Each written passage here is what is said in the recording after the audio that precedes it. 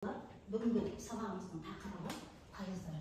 Ең алдымен бүгінгі тақырыбымыздың пайыздар екенін білдік. Олай болса, пайыз туралы мені білуіміз қажет. Мақсатымыз біздің пайыздың бүтіннің 100-ден 1 бөлігі екенін білуіміз қажет. Мысалдар арқылы түсіндіруіміз қажет, және пайыздың символымен қолданып, пайыз түрінде жазып, және бөлшек пайызды бөлшекке айналдырып жазуды бүгінгі сабағымызда мақсат етіп қойдық. Пайыз деген ұғымды жалпы өмірдің естушісінде ме балалар? Қай жерлерде естушісінде? Базарға, сосын дүкенде, біздің күнделікті өмір тұрмысымызда пайыз деген сөз өте жиі қолданылады. Сондықтан да бұл сөзді біздер де пайдаланып, өмірімізде пайдаланып, оны жүзеге асыруымыз қажет. Бүгінгі жұмысымыздың қорытындысы ретінде біздер балаларымызда барлығының алдарында мынандай парақшамыз тұр. Жатыр сендердің парақшаларда. Оқушының аты деген тұсына өздерінің аттарын жазасыңдар. Әрі қарай осы жұмысты орындау барысында балалар әрқайсысы өз жұмыстарыңды өздерің бағалап отырыңдар. Кез келген бірінші тапсырмада мен орындай алдым, яғни қосу плюс немесе бір белгімен өздерің белгілеп отырасыңдар. Дұрыс болса плюс мен орындай алдым, орындай алмасаңдар онда минустан басқа қойып отыруға болады. Түсінікті? Бармадарыңды жазалыңдар, парақшаларын түсінікті ғой? Әрі қарай сонымен жұмысымызды әркім өз жұмысын өзі бағалап отырады. Балалар, біз өзіміздің білімімізді тексеру мақсатында мұжағы кішкенеге отырайық бәріміз, және алдымыздан кездескен кедергілердің барлығын елемей, одан мұзды жарып өткен сияқты өтіп шығуға тырысайық. Мұжағыш әдісі арқылы, яғни қазір біздер сандарды көріп тұр ма бәрімізге? Осы жерде тізбекте сендер мұқият қараңдар, тізбектегі А және Б санының мәнін табып отырсыңдар. Айтқысы болса қолдан көтеріңдер, айта ғой, барса. А дейтін 39-ға тең болады, ал Б 49-ға. Дұрыс па? Кім ойында тағы да осылай шықты? Кім тапты осы тізбектің жауабы? Таптық па? Жалпы біліп отырсыңдар ғой, тізбектің қалай құрылғанын. Біздер тізбек құруды білеміз және сандарды білесі жұмысқа өте белгілі болса. Парақшаларында белгілеп отыруға болады. Егер жаңағы Арсеннің бұрын ойлап біліп отырған балалар болса, өздерінің парақшаларына тексеріп отырыңдар. Яғни мұжағыш кеге туралы біліп, оны білімізде пайдаланатын болдық. Қойдық па? Жұмысымызды бағаладық па? Әрі қарай балалар, сендер білесіңдер, жалпы әлем бойынша және біздің Қазақстанда да экологиялық күрделі проблемалар. Алыстан кетпей, біз өзіміз барлығымыз қайда тұрамыз қазір? Ақтау болса, қайда есің жағасында? Бәрін біліп отырсыңдар, күштісіңдер. Осы Каспий теңізінде де үлкен проблемалар бар. Сендер ол проблемалардың хабардарсыңдар ма? Кім айта ғой? Теңіз кішірек барады. Кішірек барады. Осыны сен күнде естушісің ғой күнделікті, иә? Қаншалықты кішірек барғанын білесің бе? Ол туралы қазір біздер мәліметтерді біліп алайық. Сендер бұлардың ең бастысын біледі екенсіңдер. Біздің теңізіміз кішірек барады. Өйткені біздің жағаның тартылып баратқанын байқадыңдар ма? Олай болса, қазір біздер осы бейне материалды тыңдау арқылы мәлімет аласыңдар, және ақпараттарды мұқият тыңдау керек болады сендерге. Және сол арқылы біздер анау тақтамызға қазір графикке түсіреміз. Сондықтан мәліметтерді мұқият тыңдаңдар. Каспий теңізі тартылып барады. Соңғы жылдары теңіз жағалаудан ондаған метр жерге алыстап кетті. Теңіз таязданып, қала тұрғындарына ауыз су жетпей жатыр. Теңіздің суалып жағадан алыстағанына тұрғындар алаңдаулы. Ресми мәлімет бойынша Каспий теңізі 2005 жылдан бері тартыла бастайды. Қазір теңіздің деңгейі -29 метрге жеткен. Жергілікті тұрғындар теңіз кейінгі 3 жылда жағалаудан қатты алыстап кеткенін байқаған. Жағалаудың бір бөлігінде теңіз суы жағадан 30-60 метрге дейін тартылған. Кей жерінде 100-200 метрге дейін кері кеткен. Жақсы, балалар, сонымен осы осыған дейінгі білген мәліметтерімізді біздер мынау тақтаға түсіре қояды. Кім шыққысы келді? Не түсініп қалдыңдар сендер? Тақтаға қол көтереміз, тоқтаңдар, келе ғой. Не түсіндің сен? Теңіз тартылуы қай жылдан басталды? 2005 жылы бір нені қоя ғой. Шошықсыз да қоя. Әрі қарай тағы келесі мәліметтің айтысы келе ғой. Теңіз 30 Иә. Келесі жылдары, 20-22 жылдары жылда теңіз 30 метрден қоя ғой.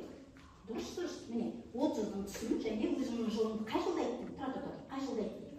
Енді соның түсін қоямыз ғой. Мұнда қоймаймыз, мұнда қой. Біреуін қойсаң ғана жеткілікті. Әрі қарай тағы келе ғой. Тағы арсен ба? Молодец, келемсің. 23 жылдар қалай тартылуы мүмкін? 30 жылдан. Қайтадан кері қарай тартыла ма? Кеміп кете ме? Кеміз? Жоқ, әрі қарай не істеп бара жатыр? кеміп бара жатыр. Неше метрге қарай кеміп бара жатыр? 60 метрге дейін кеміп бара жатыр. Ал сен 23-тің тұсына қойдың, өте жақсы. Ал әрі қарай биылға жыл? 25 жыл, иә? 24-25 жылдары нешеге дейін жетеді? Міне, өзі бір түректе, иә? Біздің неміз, фишкамыз осы жердің тұсына келіп тұр. Енді осы нүктелерді кім маған қосып бересіз, Данжердегі маркерді пайдаланып. Келші, маркерді пайдаланып, нүктелерді қос.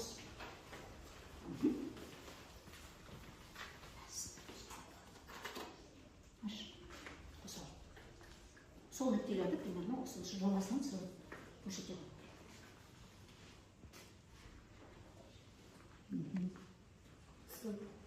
Жоғары екі нүктені тағы осы. Қызыл нүктені, көк нүктені. Дұрыс. Мына нүктені. Кімнің нүктесін нүктеді? Бұл кімнің нүктесі еді? Арсеннің нүктесіне қос. Мына нүктені. Ілияс бізге мына нүктелерді қосу арқылы отыра Ілияс. Міне. Байқап тұрсыңдар ма?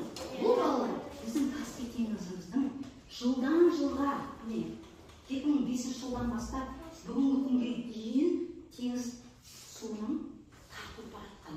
Яғни біздің аумағымыз, Маңғыстау облысы осындай экологиялық проблемаларды басынан кешіріп жатыр. Бұл проблемаларды шешу міндеті сендердің алдарында тұр, балалар. Еліміздің болашағымыздың балалардың, сендердің, жастардың міндеті. Яғни сендер осы проблемаларды болашақта қалай шешу болады? Міне, сонымен айналысуларына болады. Көп рахмет, балалар. Сіздер графикті өте жақсысыздар. Жұмыстарыңды өздері бағалап отыруды ұмытпаңыздар, балалар.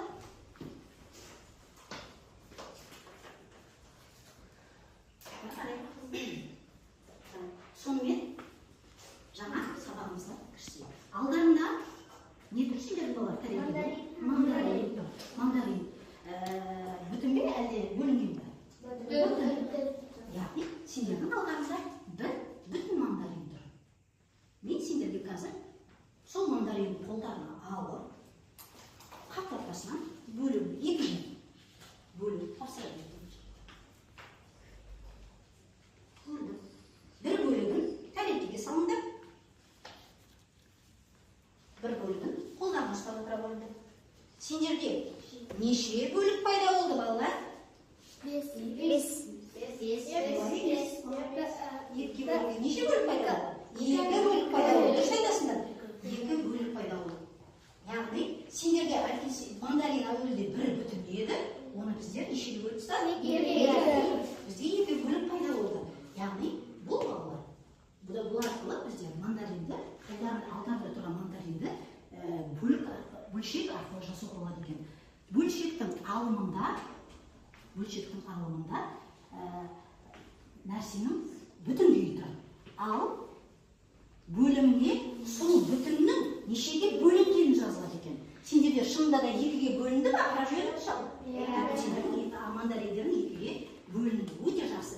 Яғни біз мандаринімізді 2-ден 1-ге бөлдік деп жазуымызға рұқсат бар бізге? Жазыңдар мұнда. Нөмірі 2 деп бөлінді тапсырмаларына дәптерге жазғанымыздар.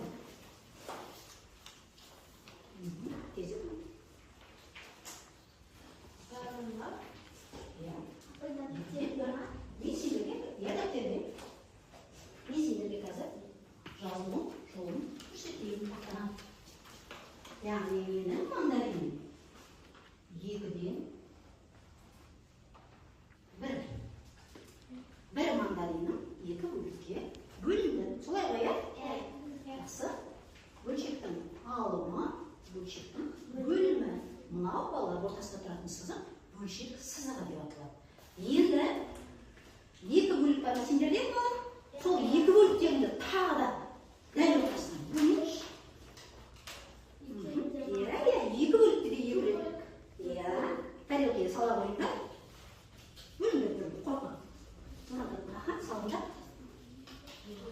Неше бөлік пайда болды сендерде? 4 бөлік. Бекзат дұрыс айтасың, 4 бөлік пайда болды. Енді осы тұрған бөліктердің Бекзат біреуін алшы қолына. Біреуін алдыңдар. Біреуін алдыңдар. Осы қолдарында тұрған мандаринді маған бөлшек түрінде кім жазып көрсеткісі келеді? Жаза ғой. Мандариннің неше бөлігі? Әуелде неше бөлігің бар еді? 2 бөлігің бар еді, дұрыс айтасың, 2. Содан кейін неше бөлік пайда болды сенде? 4 бөлік пайда болды. Ал мына бөлшекті оқылу жолы 4-тен 2 бөлік.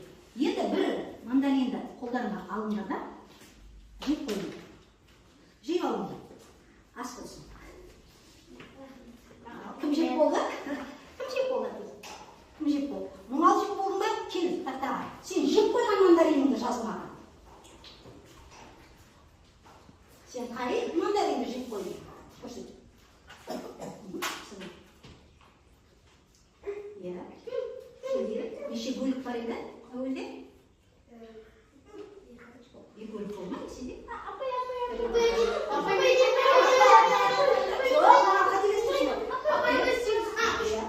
Неше бөлік бар еді? 3 бөлік.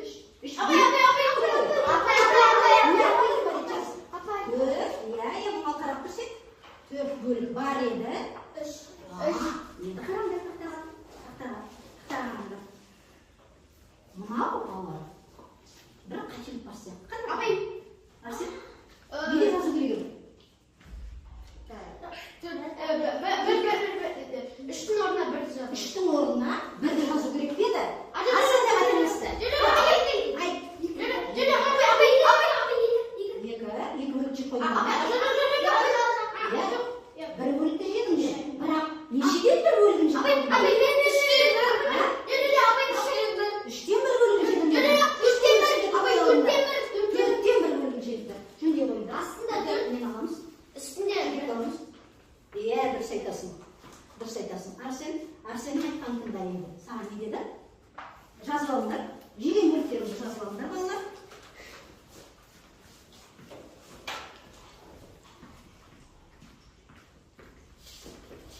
Тақтада қате бар ғой, иә?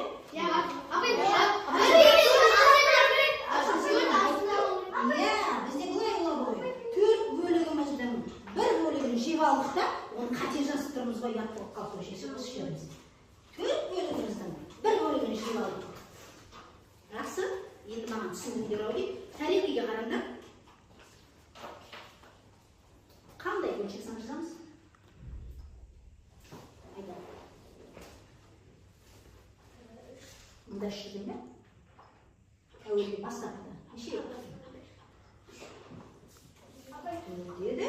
Қай бөлігі тұр тарелкеңде? 3. Дұрыс айтасың. Қателескен жоқсың сен. Өте жақсы. 4-тен 3 бөлік жазып аламыз. 4-тен 3 бөлік. Кеттік ағаға.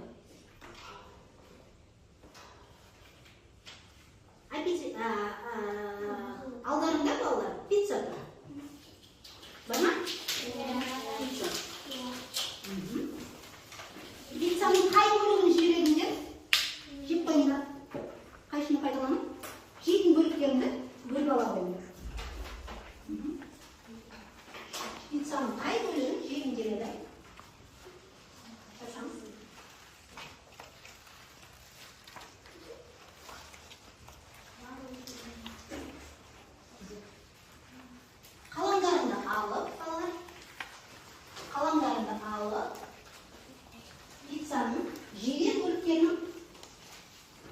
артына бөлшек жазамын. Жеген бөлігінің артына бөлшегіңді жаз. Әуелде бүтін күйінде пиццаның неше бөлікке бөлінеді? Бүтін кезінде ол неше еді? 10 еді. Нешеуін жедің? Нешеуін жедің сонда сен? Нешеуін жедің? Дұрыс айтасың. 10-нан бірінші дейді. Сен нешеуін жедің? Дұрыс айтасың. Арсың жаздың ба? Жаза ғой. Өте жақсы. Жаздың ба пиццаның артына? Қай бөлік жедің? Жазамыз алдымен. Жаз артына. Қай бөлігін жедің?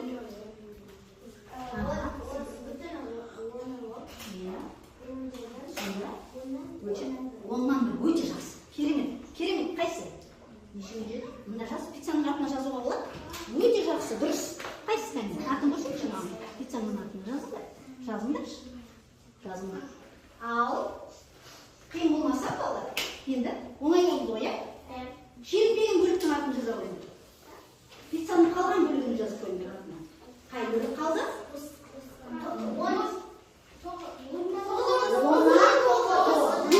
Керемет. Жазыңдар. 10-нан 9 бөлігі әлі бізге жеуге болады. Дұрыс айтасың.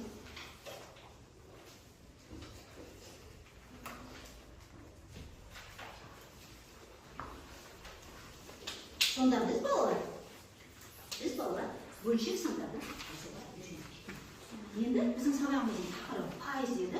Мұқият 1 минут қарап тыңдап алайық. Яғни тақтада 10 қатарда 10 текше тұр. Міне 10 қатарында 10 шаршы текше тұр. Олай болатын болса, балалар, 100-ден 1, яғни 100-ден 1 ғана бөлікті пайыз деп атайды. Яғни мынау қызыл. Бұл 100-дің 1 ғана бөлігі. Келісесіңдер ме? Оны пайыз деген өзінің атауы бар екен. Ендеше біздер жаңағы осыған дейін бөлшек деп айтып кетіп қой, сандарды, яғни тақтаға солай жазып кетіп, ал енді пайыз күйінде жазуымызға да болады екен. Сонда пайыз дегеніміз 100-ден 1 ғана бөлік. Керемет. Осы жерге жақсы болған сияқтықтар. Менімен бірге қосылып айтып отырсыңдар ғой екен. Жақсы. Олай болса, қазір біздер 1-ші топ, 2-ші топ, 3-ші топ дәптерімізде жұмыс орындап жүрейік. Топтық жұмыс орындап жүрейік. Ол үшін сендер 1-ші топты бірге келіп ұстап алуға келіңдер. Сендер нөмірі 3-тің асын бірге орындап келіңдер.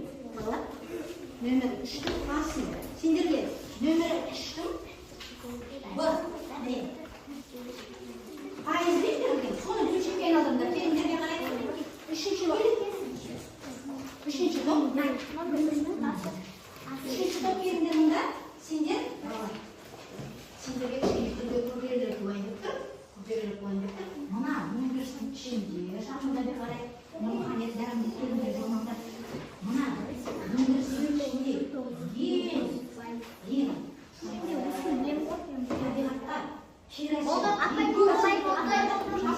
келеміз тақтаға келіп қоя береміз балдар. Тақтаға келіп жұмыстарын біле береміз. Екінші топ болса келеміз.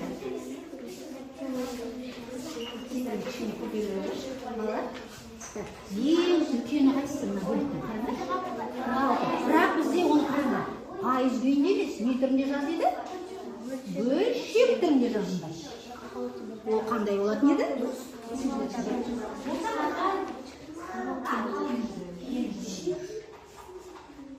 Сендер пайызға айналдырасыңдар, иә, бөлшек? Сендерде бөлшек қой? Пайыз не қойған? Неге пайызбен жазатсыңдар? 18 пайыз, иә? 18 пайыз. Бөлшек күйіне айналдырған. Бөлшек қой? Иә, бөлшек. Бөлшек күйіне жазамыз. Қағазды. Шатасып кетіңдер ме? Тез етеміз. Бір-біріне көмектесеміз.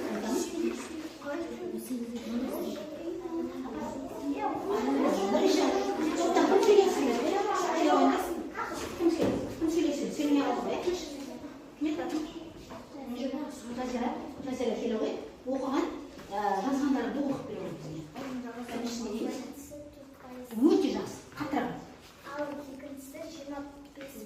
Келесі. Ал үшіншісі 38%, ал төртіншісі 29%. Өте жақсы. Отырамыз қазір. Үшінші қатар. Бірінші қатар, екінші. Сіздер болыңдар ма? Так, сөйлей ғой. Сен сөйлейін тұрсың ғой, Аяру айта ғой.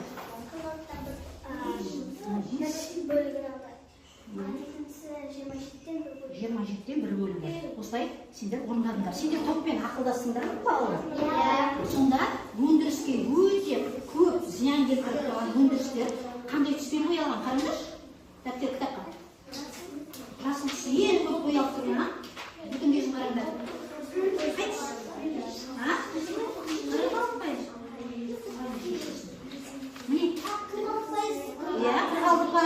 Қай өндіріс біздің экономикамызға, біздің табиғатымызға ең кері әсерін беріп тұрады? Металлургия деген қандай өндіріс? Білесіздер ме? Өте зиянды. Одан кейінгі зиянды өндіріс қайсы?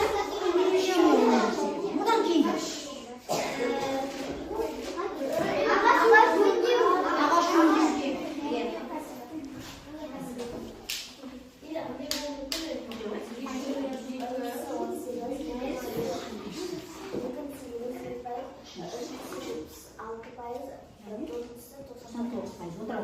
Өте жақсы. Біздер сонымен балалар жұмыстарымызды пайыз күйінде және бөлшек күйінде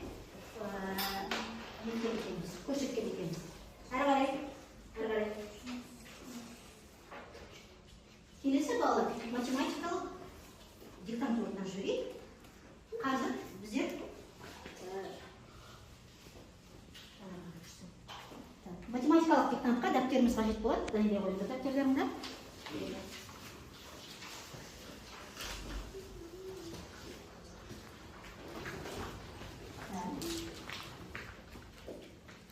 Алты оқушы керек болады, дайыннан тұрыңдар. Келіп. Күшті кісілер. Мен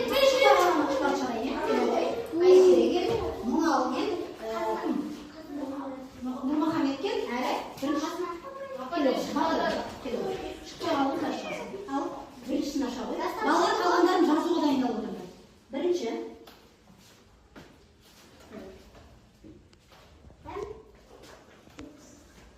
Екінші. Қалай оқысын? Түсінбей.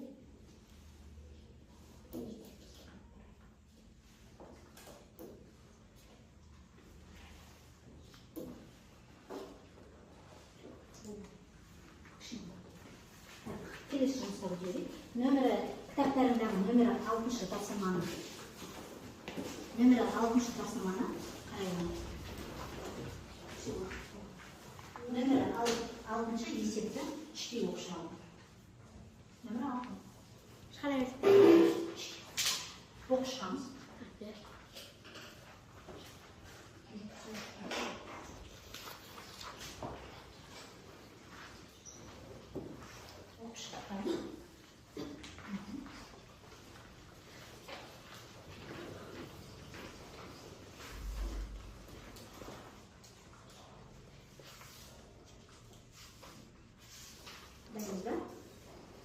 Түсіндік бә? Түсіндік. Ал енді тақтаға келіп, сол оқыған мәліметтерді тақтада бізге сулаға көмектесіңдер. Келіңдер, ал сен? Сөйлей ғой. Арақашықтығы 125 километр болатын екі қаладан бір көрсете ғой екі қаланы. Магнитпен көрсете. Мынау бір қала. Мынау. Екінші қала. Қалалар жақындатып қойын, бізге қазір сол кезде керек болады себебі. Бір қала мынау, екінші қала. Бұл қалалардың аралығы туралы балалар қосымша көмектесіңдер. Не деп қояйын мына жерге? 125 километр екен белгілі. Әрі қарай не? 80 километр. Бірінің жылдамдығы 80 километр сағат, екіншісінің жылдамдығы 75 километр сағат. 4 сағаттан кейін олардың арақашықтығы қанша болады? Нелер туралы айтылған? Есептегі нелер туралы? Автобустар қалай қозғалып бара жатыр, көрсете ғой? Жоқ.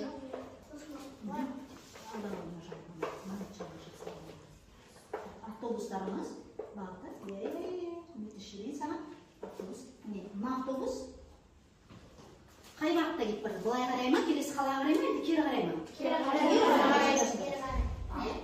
Мына автобус әрі қарай кетіп бара, дұрыс па? Иә. Дұрыс. Әрі қарай не айтылды? Бұл автобустар екі қаладан бірінен бірі, кері қарай қозғалды. Тағы не мәліметтер қарап жүрген кітапталай береді? Бірінің жылдамдығы 80 км/сағат. Мына автобустың жылдамдығы 80 км/сағат екені белгілі.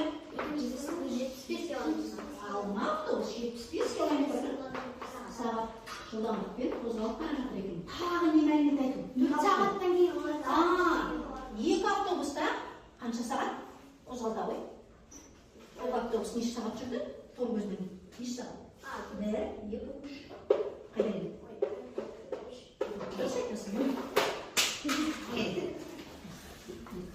Ал екінші автобус қайда келді?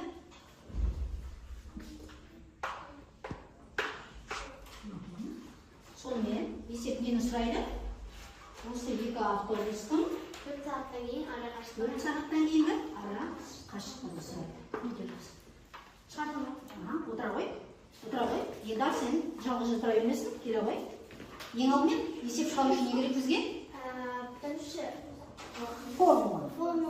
Формуланы жазамыз. Нені табайын деп жатырмыз? Өте жақсы. Айт сөйле.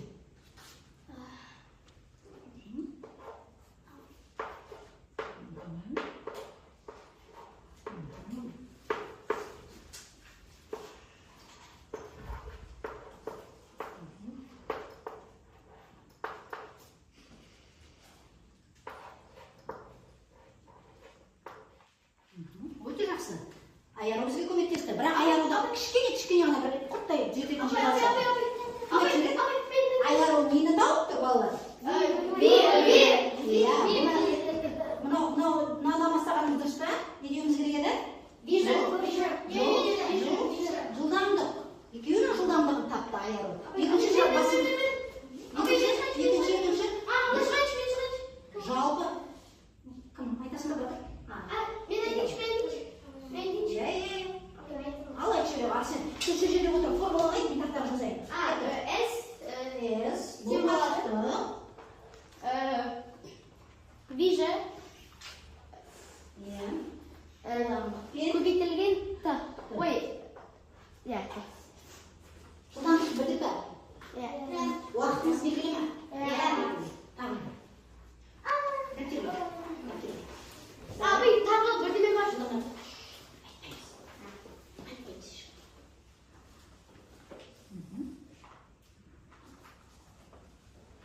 Өте жақсы. Тез етеміз. Шапшаңдықында болады.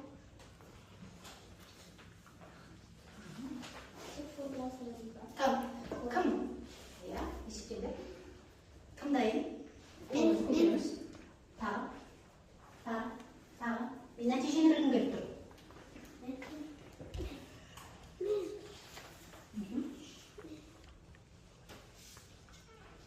Кім қанша неше шықты? Айзере қандай? Есепті. Үлгеріп айтсын, аяғы сенде неше шықты? 745 шықты. Кімде сондай жауап бар? Қол көтереміз? Мал? 345. Өте жақсы. Тағы 745 шықты. Басқасынан шыққан қалалар бар ма? Осы жауаптан басқа жауап бар ма? 745. Өте дұрыс. Арсен, бұл жерде